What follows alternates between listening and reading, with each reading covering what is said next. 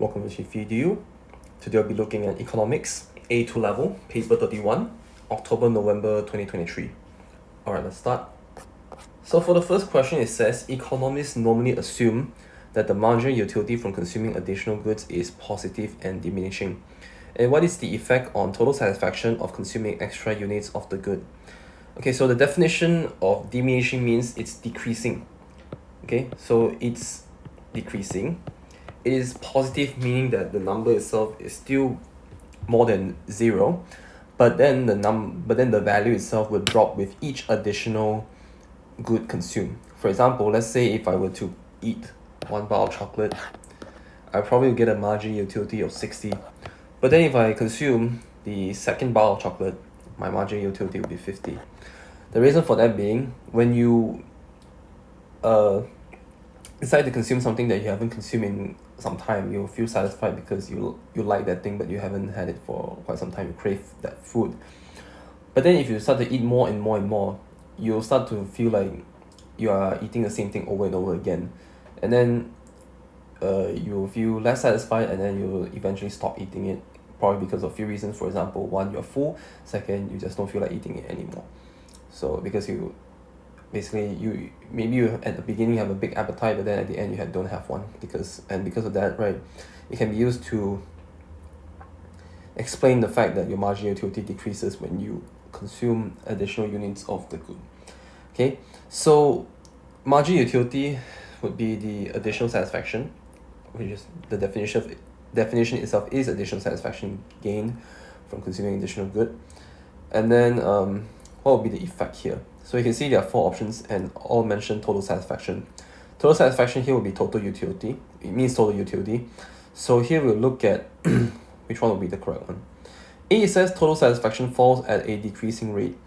So your marginal utility is still increasing, albeit with a diminishing rate, which means that it is still increasing, but at a lower value than before. For example, let's say your total utility from consuming 2 bars of chocolate would be 100. And then when you consume the third bar, it increases to 160. But then 140. But then if you were to consume the fourth bar of chocolate, it drops to 100. It increases to 170, but the marginal utility here is only 30, whereas from the second to the third bar of chocolate, it's 40. So you can see that it is increasing, but at a slower rate. So to say that total satisfaction falls is not valid. So A and B would not be correct. So that left us with C and D. For C and D, it says total satisfaction rises at a decreasing rate, and total satisfaction rises at an increasing rate. So like what I mentioned just now in the table, you can see that from the second to third bar of chocolate, the total satisfaction increases from 100 to 140. But then for the third bar to the fourth bar of chocolate, it increases only by 30, which also means that it is increasing but at a diminishing rate or at a decreasing rate. If it's at an increasing rate, it will be something like this: 100 to 140, and then let's say to 190, which means that your marginal utility will increase from 40 and then 50. So total satisfaction will rise at a decreasing rate. Therefore, answer is C. Question 2, a budget line shows the combinations of two goods, X and Y, that a consumer can obtain within a fixed income of $60 per week when the price of Y equals $1 and X equals $2. If the price of X rises to $3, what will be the new budget line? Okay, so good X is on the horizontal axis, good Y is on the vertical axis. So fixed income of $60 per week, and then the price of Y is $1, and then X is $2. If let's say the price of X rises to $3, this means that the maximum that you can actually purchase for your $60 fixed income, you will have to divide it with $3. So when you divide with $3, you'll get 20. So good X would be 20. That will be on line B2. So everything else can be ruled out without B2. Therefore, answer here will have to be B. The budget line shows the maximum combination of two goods that a consumer can buy given his or her income and also the price of the good. So assuming that you're buying at this point, you're buying 60 good Y, which is basically correct because Y equals to $1. And then at the bottommost peak where you were to purchase only 30 good X instead of let's say good Y, multiply by $2, you get 60. So now when the price rises to $3, then you have to multiply it you have to divide $60 with $3 to get the maximum amount that you can purchase, given that the price of X has increased to $3. So the maximum that you can purchase is 20. Therefore, answer here will have to be B because of that. Question 3. Which market structures are contestable? So contestable markets are basically markets where you can contest for a lower price. Okay, so in perfect competition that is possible. Therefore, A and B would be ruled out. In monopolistic competition, that is also possible because you can compete based on price, based on the good itself, try to make it using product differentiation and all those things. But for a pure monopoly, it is not possible because a pure monopoly is basically when you a monopoly is basically when this market where the product that you're selling cannot be produced by other manufacturers because of restrictions in terms of licensing, in terms of patents, and also because of government regulations. So pure monopoly is basically not a contestable market. Pure monopoly in this case. So for perfect combination and monopolistic combination, both of these would be contestable, whereas pure monopoly would not be contestable. Therefore, answer is D. You need to remember that for perfect competition and monopolistic competition, there are many sellers selling goods. For perfect competition, they are selling homogeneous goods, whereas for monopolistic competition, they are selling differentiated goods but similar. So they will be selling depending on product differentiation for monopolistic competition and also price. Perfect competition will be purely based on price. But for pure monopoly, there's only one firm in the market. Therefore, it's not contestable because of that. Question 4, the diagram shows a long-run average cost curve and 3 short-run average cost curves for an individual firm. Each short-run average cost curve represents a fixed factor of production and between levels of output OL and OM. Which statement is not correct? So from OL to OM, you realize that your short-run average cost is increasing, but your long-run average cost is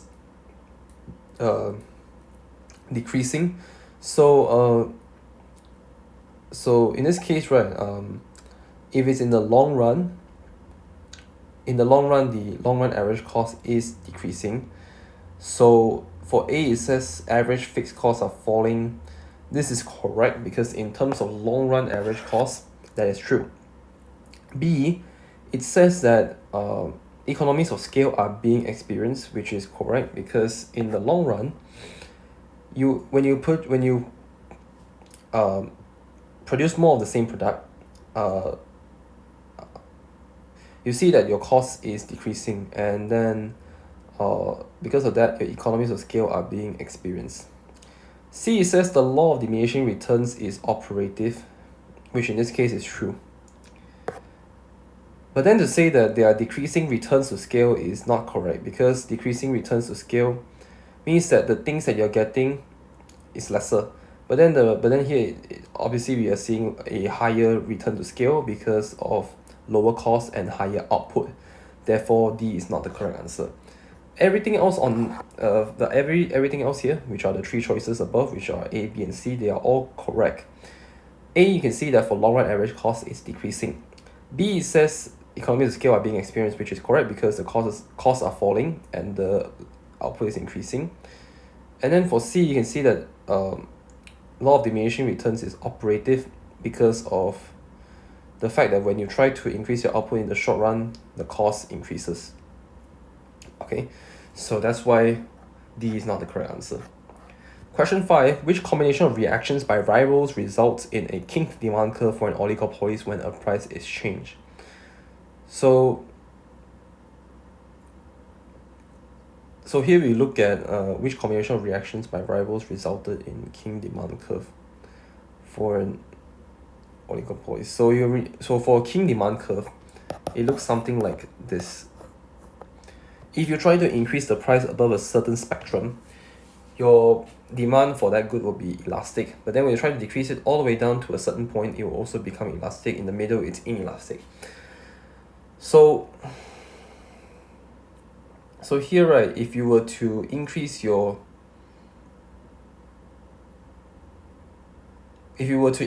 prices, you will end up with an elastic curve. Most people will end up preferring an inelastic curve because that means that they'll be able to sell the item for a better price and also better output, better quantity. So A, it says copying both a price rise and a price fall. That is incorrect. B, it says copying a price rise and ignoring a price fall is incorrect. Rather, it has to be ignoring a price rise and copying a price fall. Reason for that being, when you try to reduce your prices from, let's say, this point to this point, you are changing from being elastic to inelastic. And when you change to inelastic, this means that you can sell the item at this particular price because now consumers will end up buying your products instead of buying the ones with a higher price. Therefore, it's ignoring a price rise and copying a price fall, which would result in this king demand curve because it will then, for an oligopoly, that's how it works. If there are only a few firms in the market, people will end up just buying the ones with a lower price altogether. Therefore, it has to be C. Question 6, what is a key condition for effective price discrimination? Okay, so a key condition for effective price discrimination is that the item itself cannot be sold to other consumers. This will be in the form of services. For example, train services, bus services, any types of services in this manner. For example, let's say, for example, tickets sold for a circus or for a Ferris wheel ride. If the product itself can be resold, then there's no point for price discrimination. The reason why an item that cannot be resold to another consumer would allow for effective price discrimination is because, for example, if you are a consumer that is, in this case, we call it a third degree price discrimination. If this person is a student or a person who is disabled or the elderly, they'll be able to enjoy, let's say, for example, a 50% discount on a train ride. And this particular train ride, you have to purchase it using your own concession card instead of buying it directly from the counter. And when you use your own concession card, you'll then be able to enjoy that particular ride for a discounted price. But if you try to take the card from some other person and from the person who has that discount and then use it on your own, you'll be fined and you are not allowed to use it. Therefore, this product is cannot be resold to another consumer because it's tied to the person's name, person's details and all those. And then B, says the product must be price inelastic, which is incorrect. It doesn't have to be price inelastic to result in effective price discrimination. It will work for both elastic and price inelastic products. Especially when it comes to second degree price discrimination, where the item itself is sold at a lower price when you purchase more of the good. For example, promotions in supermarkets where if you purchase one bottle, you pay $5, but then if you purchase two bottles, you end up paying only $4 each. So that is also a fact that the product doesn't have to be price inelastic. C, says the profits from one market can be used to subsidize another market, which is not correct. And then D, there are low barriers to entry into the market. It can work both ways, low barriers to entry and also high barriers to entry. Okay, so high barriers to entry, for example, a public transport system where it's only controlled by this company, for example, which can also allow for price discrimination, regardless of it being, having low barriers to entry or high barriers to entry. So the best answer would be A, where the product cannot be resold to another consumer. Question 7.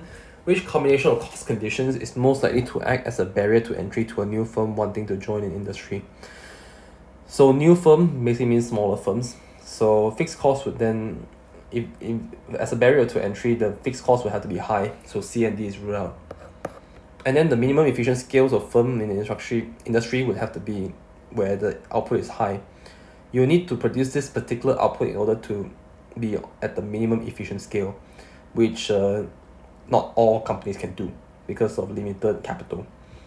and then your sunk cost definitely has to be high. So that would most likely act as a barrier to entry. So answer is A. Question 8. How is dynamic efficiency represented on a diagram? So dynamic efficiency is basically efficiency due to the changes in technology. So A, it says a downward move to the minimum point of a long run average cost curve, which is not correct. On the diagram, the dynamic efficiency curve, dynamic efficiency is represented when your cost curve shifts, not move. So A is incorrect because of that. C, it says a move from a point inside a PPC to a point on it. That is not dynamic efficiency. And D, it says a reduction in marginal revenue so that it equals long run marginal cost, which is not correct. Reduction in marginal revenue so that it equals LR, long run marginal cost, which means MC equals to MR, which also means profit maximization. In this case, it's not related to dynamic efficiency. So a move from a point inside a production possibility curve to a point on it also means that you're just moving towards full employment. But we're not changing the technology that we have, it's just improving on labor. So the best answer here would be B, where there's a downward shift in the long run average cost curve due to changes in technology, where you can produce the same amount of goods but with a lower price because of the capital that we have invested in. Question 9. A city council is considering building a passenger terminal at its port so that the city can benefit from large cruise ships that could then dock there. It undertakes the cost-benefit analysis and what would be included as an external cost. So the cost of a ticket for a passenger to travel is considered an internal cost, therefore A is not the answer. B is the cost of fuel, which is an internal cost, and C is the cost paid by cruise ships when they dock at the port, that is also considered an internal cost. D says the cost to a fishing fleet of relocating to another port. So the cost here is that you need to send this fishing fleet to another port, which is not included in your internal cost of operating that port, because the one that you're operating would be you have to charge the tickets to your customers, fuel, and also the cost paid by the cruise ships. But then for the fishing fleet, it has nothing to do with you. Like in terms of a business perspective, they have to move to another port. So that would be your external cost, the cost that you would have to factor in order to allow yourself to completely utilize the port for your own. Alright, so answer is D. Question 10. Some multinational oil companies extracting oil in developing countries are now required to repair the damage they do to the environment, and what best describes the total cost incurred by the oil companies in such circumstances? So for question 10, this one, it could the best way to actually describe this would have to be your social costs. Your social costs being the damage that you've done to not only yourself but also to the environment. Because here you can see it says the damage they do to the environment, which means the entire thing, including their own company, including their own factory, including everything surrounding them, including the damage that they have done to rivers, trees, plants, and all those things. This is considered as social costs. And to calculate social costs, you take your private costs and you add it with your external costs. When you add private costs and external costs together, you get social costs. So we have to look for the one that closely resembles this answer here. So A says external cost, which is incorrect because it's only part of the entire thing. B says private cost plus external cost, so this is the answer. C says social cost plus external cost, which is not correct because social cost means private cost plus external cost. If you take social cost plus external cost, you get more costs, which is no longer social cost. Same goes for D, because it's social cost plus private cost, so answer here would have to be B. Question 11, which statement is not an example of government failure? So everything here is basically about government intervention. A says government intervention leading to a less efficient allocation of resources. This is an example of government failure. B says government intervention leading to a net loss of economic welfare, which is also government failure. C, government intervention leading to an increase in consumer surplus. This is a good thing because when there's an increase in consumer surplus, this means that the consumer is now willing to purchase that item at a higher price. So if the person is willing to purchase the item at a higher price, means that the item itself is much better, or the consumer now has better income. So C is not an example of government failure. D, it says government intervention leading to social costs exceeding social benefits, meaning that there's more damage to the environment than there is benefits. So in this case, answer is C. Question 12, the diagram shows the demand for and supply of labor. The government announces a minimum wage of W1, which area represents the increase in the economic rent of workers who will continue to be employed at the minimum wage. Economic rent and transfer payments here. I'll explain what transfer payment and economic rent are. Transfer payment is basically the minimum amount required to keep that factor of production in business, and the economic rent is basically the wage that is given, the extra wage given to people who work above the transfer payment. So in this case, transfer payment initially should be at an equivalent of, it should be at this point of WEN1, but then when the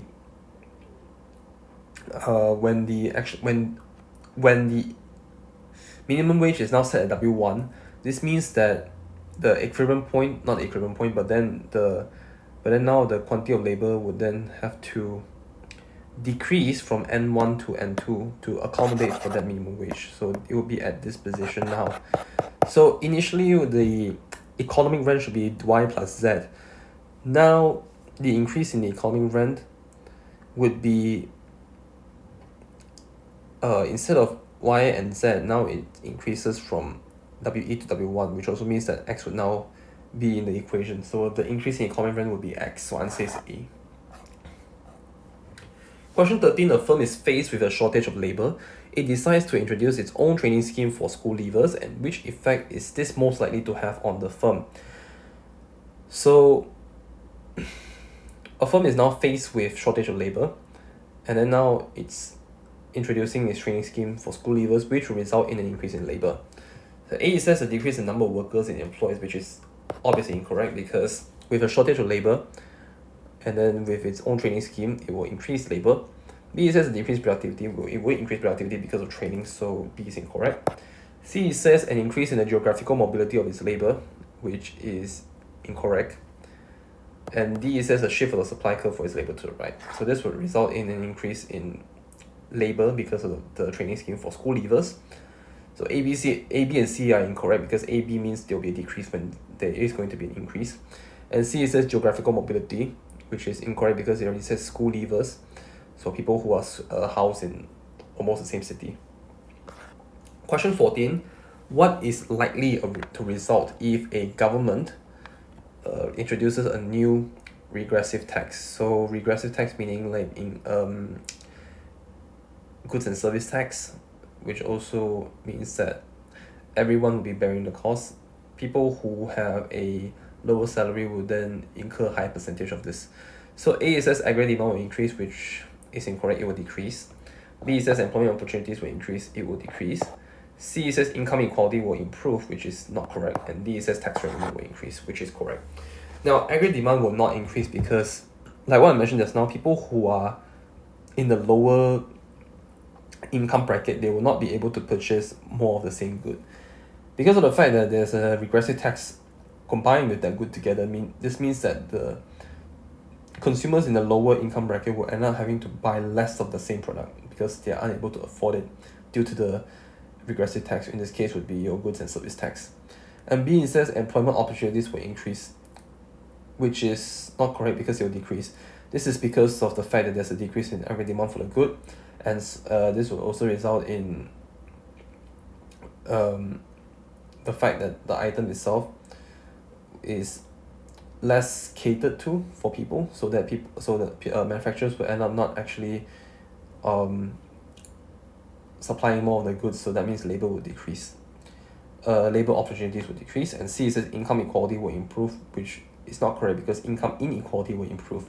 Like what I mentioned just now, people in the lower income bracket, they will end up spending more of their money, higher percentage of their money on the regressive tax, which means that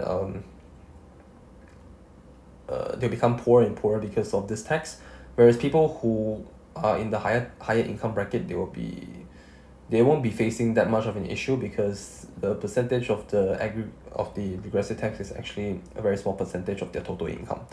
So in order to improve income equality, you have to increase your income tax. for the higher income bracket. So that will be progressive tax system. But then here is regressive, so that means that people who are in the lower income bracket would be the ones that are going to suffer. Right, so but the tax revenues will definitely increase because of the fact that there's people who need to buy the products and they will end up being charged with the tax. So answer is D. Okay, for question 15, which government policy to counter the effects of income inequality is correctly matched with one of its advantages and one of its disadvantages? A, it says food subsidies for the poor, and the advantage is it targets those in need, whereas for disadvantage of policy, it says high administrative costs. Okay, so this is correct because it targets people in need, which is good, and then high administrative costs is because of the fact that you need to pay a lot of money to cover these subsidies, and at the same time, you need to have people managing all these food subsidies, which result in more money. B, it says higher national minimum wage. The advantage is it encourages skill training, but then it results in higher budget deficit. Now, by increasing your national minimum wage, this means that the company itself will have to provide a higher minimum wage to their employees. So first of all, they will have less money to provide training. So to say that it encourages skill training is not correct. And then there shouldn't be a higher budget deficit because the government is not paying anything to increase the minimum wage. So B is incorrect. C says provision of free childcare, which the advantage here, it says it increases employability, whereas for the disadvantage is disincentive to work. It increases employability, which is correct because of the fact that now there'll be more nannies taking care of kids that are just given birth to by their moms, and then the moms can go back to the company to work. So at the same time, when it says disincentive to work, this is incorrect because it should be an incentive to work. D says universal monetary benefits, and the advantage is it saves on bureaucracy.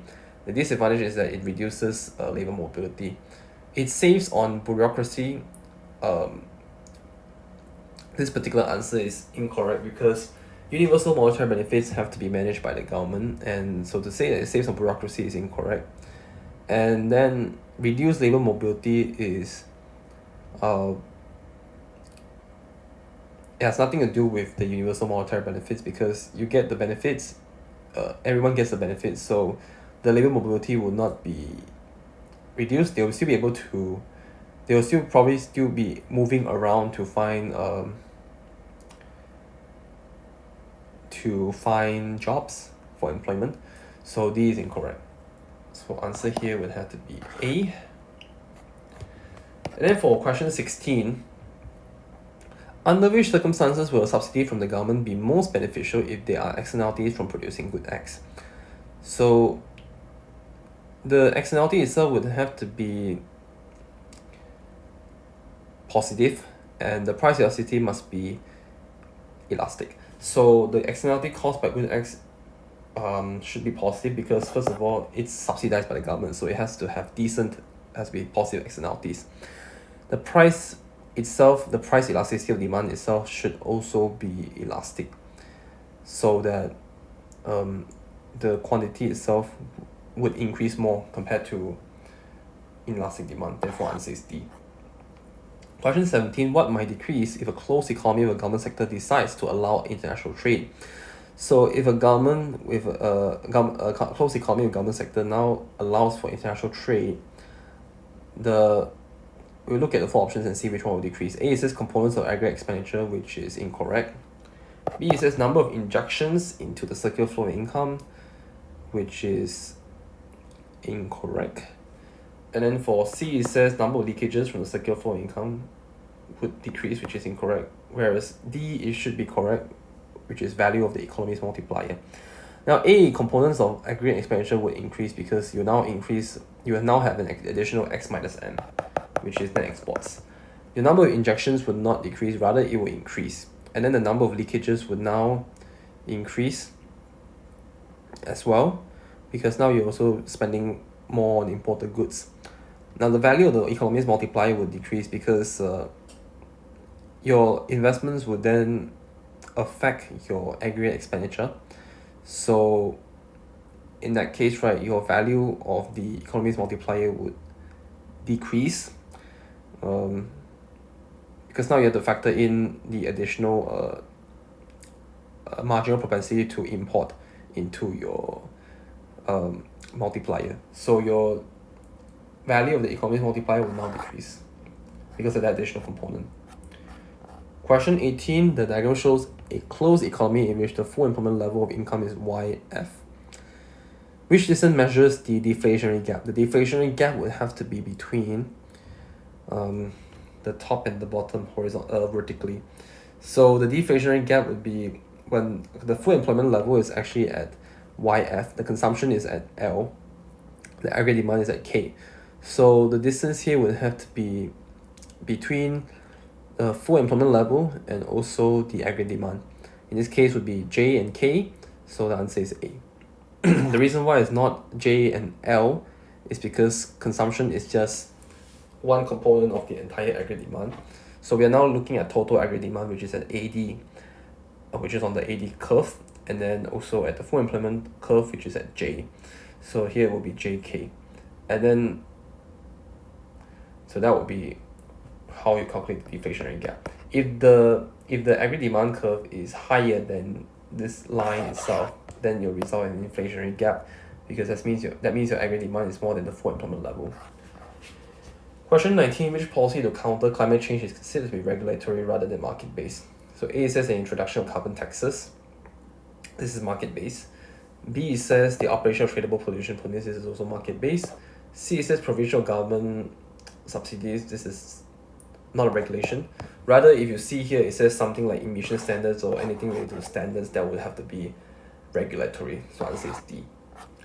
Question 20, which cause of economic growth is most likely to ensure that the growth is sustainable? So sustainable meaning that it can be, the item itself is renewable, can be used for a very long time. A says the regulation of industrial production that uses mineral resources and fossil fuel. Fossil fuel is not renewable. Mineral resources is also not renewable, so A is incorrect. B says increased government spending on environmental education, financed through taxes on harmful goods. So that would be correct, because when you buy harmful goods, like say cigarettes and also alcohol, for example, the taxes would then be used for environmental education, which would reduce the usage of these harmful goods, which would then result in a sustainable growth over time. C says increased trade barriers on imports to protect domestic jobs and incomes. This is nothing to do with sustainable economic growth. This is more of protectionism related item here, answer here. D says reduce planning regulations to encourage construction in areas of natural beauty. Encourage construction in areas of natural beauty will result in less sustainable growth, because this is because if you construct things in areas of natural beauty, this means that you then conserve less plants and also the animals that are living in those areas, for example, which will result in extinction of certain species, which result in less sustainable growth. So answer would be B. Question 21. In all major towns in the country, a government adopts a policy of opening centres where job vacancies are advertised. And which type of unemployment is the government aiming to reduce with this policy? So in all major towns in the country, a government adopts a policy of opening centres. This one would then have to be frictional unemployment, because A, cyclical unemployment, is where the unemployment is resulted because of the fact that there is an economic downturn, which results in a decrease in the aggregate demand. So A is not correct because of that. B says frictional unemployment, which means that the person is job hopping. So the person is looking for jobs. So that center allows for advertising job vacancies. C says regional unemployment. This is not listed in the textbook, but regional unemployment could imply that the unemployment is because of the fact that you're in that particular region, in that particular area, which means that there's no job opportunities there.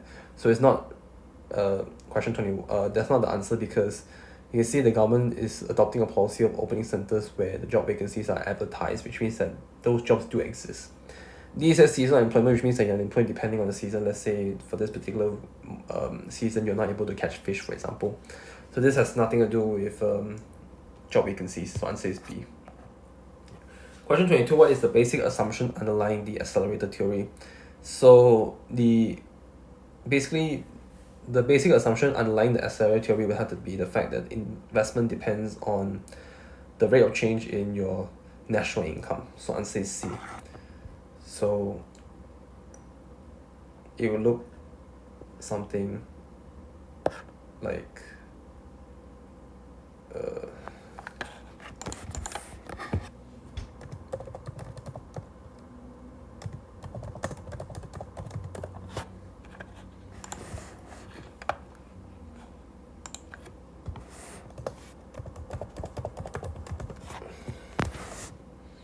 it looks something like, sorry, not this, but it looks something like this.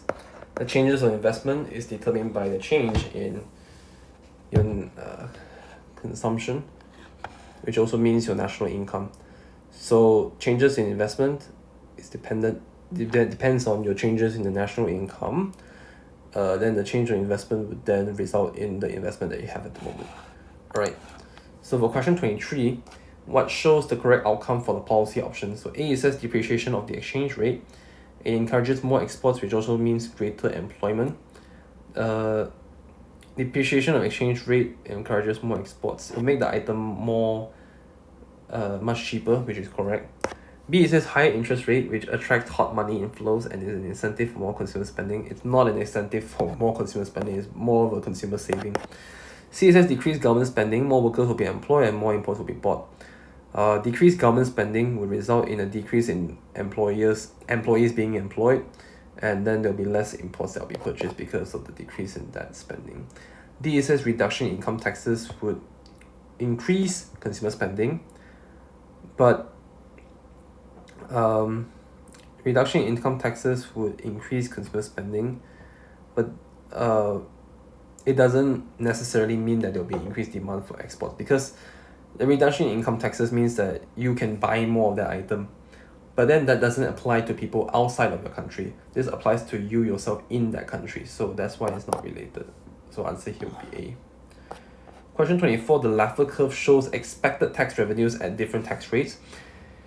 An increase in the tax rate above 50% is expected to decrease tax revenue. And what is the reason for this?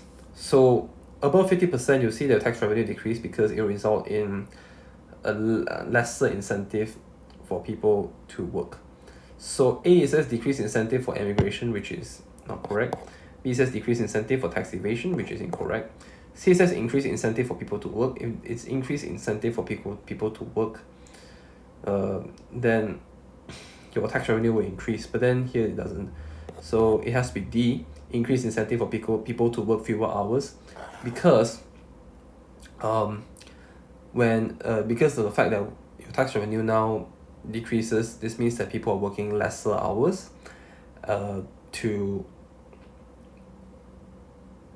reduce the taxes that they need to pay to the government. So answer here is D.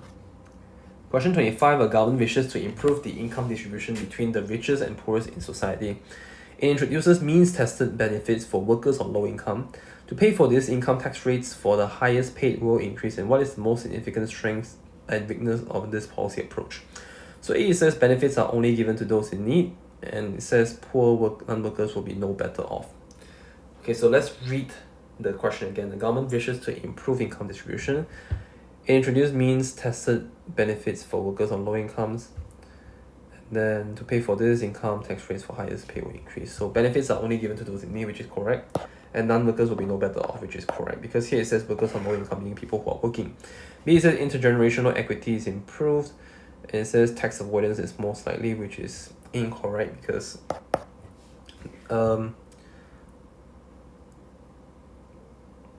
intergenerational equity is it says here the most significant strength, so A is definitely correct. But then for B, it says tax avoidance is more likely. That is that is not justifiable in this case. C, it says workers will be encouraged to work more hours, which is incorrect because now actually yes, workers will be encouraged to work more hours because of the fact that they now have a high incentive to work.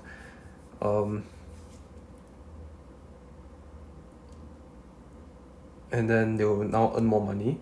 But then for taxation, it will become more regressive, which is incorrect. It should become more progressive because you can see here income tax rates for the highest paid will increase.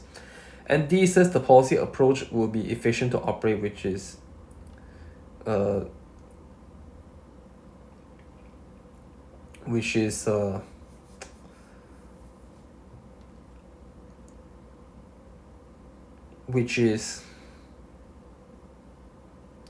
policy approach will be efficient to operate, which is the government themselves would have to determine who would be the ones getting the means tested benefits. So this is not the strength, and wealth distribution will be affected more than income distribution. Wealth distribution itself is based on the fact that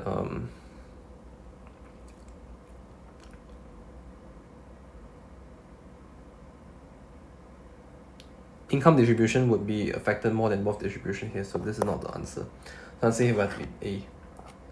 Question 26. The table shows data on the unemployment and inflation rates for 4 countries in 2010 and 2014, and which countries had a typical Phillips curve. So if you look at Phillips curve, it should look something like this.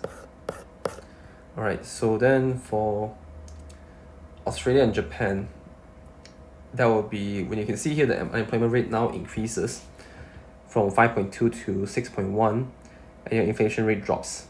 So a country that has a typical Phillips curve should be A instead of just B and C. Let's look at why Canada and United States is not correct. You can see the unemployment rate now decreases, and then now the unemployment rate decreases, and then your inflation rate now increases. But you can see here it's from a negative rate to a positive rate, which is not correct. And then you can see for United States it's from 9.6 to 6.2, which is decrease. And then the inflation rate now decreases, which is incorrect. It should increase. So countries with typical Phillips curve should only be A, because both of them reside in the positive area. Question 27. Which adjustment is made to gross domestic product, GDP, to calculate and measure economic welfare? So environmental costs and benefits will be included, so A is out of the question. Value of leisure activity is also included, and also value of unpaid work, so answer is D. Question 28. Purchasing power parity allows a comparison of the purchasing power in 2 countries, and what is the definition of PPP?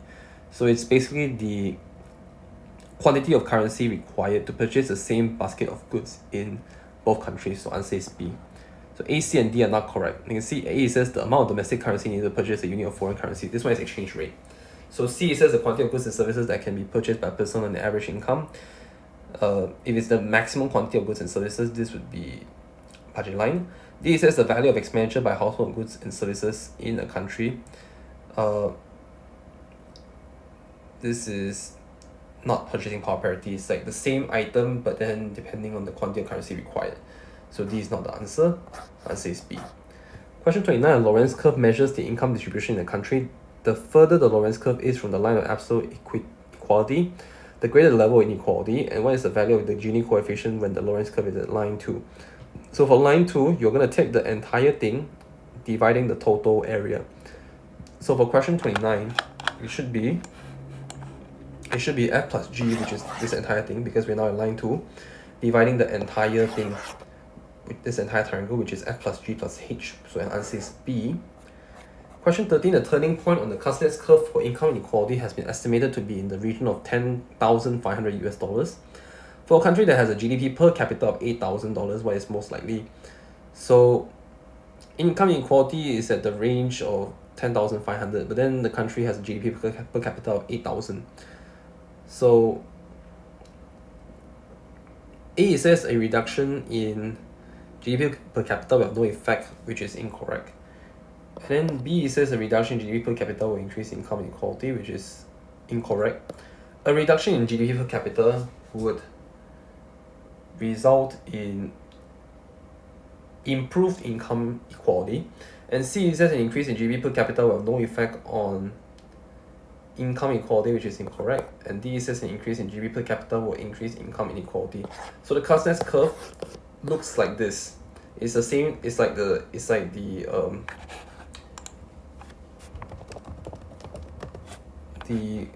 Kuznets curve looks like this, which looks like the curve from just now. The Laffer curve. The Laffer curve is about taxation, whereas for the Kuznets curve is about income inequality. So up to this point would be the point where your turning point would kick in after 10,500. So country here has GDP per capita 8,000. When you increase, right, you result in an increase in income inequality after the $10,500. So the answer here will have to be D. Everything else is incorrect because you can see here A says in reduction of no effect, which indeed it will have. B says the reduction in GDP per capita will increase income inequality, which is the other way around. And C, an increase will have no effect, which definitely has an effect, which is what I have mentioned here. So the answer here will have to be D. Alright, so that's the end of this video. I hope you guys find this video helpful. Do share this video out to other people who may need help with economics A2 level. As always, I hope to see you guys again in the next video. Till then, this is qiphyedu. Goodbye.